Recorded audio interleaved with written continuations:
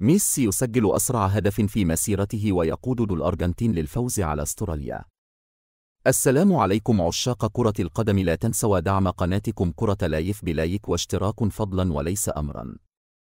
سجل الأرجنتيني ليونيل ميسي أسرع هدف على الإطلاق في مسيرته ليقود منتخب بلاده للفوز على نظيره الأسترالي 2-0 في مباراة أقيمت يوم الخميس على ملعب العمال في العاصمة الصينية بكين.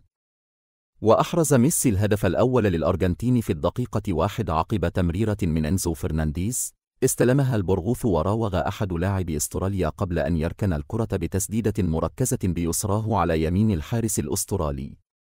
وذكرت شبكة SBWorld بيبل أن هدف ميسي في شباك أستراليا هو الأسرع على الإطلاق في مسيرة النجم الأرجنتيني. وسجل ميسي 10 أهداف في آخر 7 مباريات مع الأرجنتين، وبالمجمل سجل البرغوث 103 أهداف مع راقصي التنغو. وبعد مواجهة أستراليا ستلعب الأرجنتين مباراة ودية أخرى وستكون ضد إندونيسيا في 19 يونيو الجاري.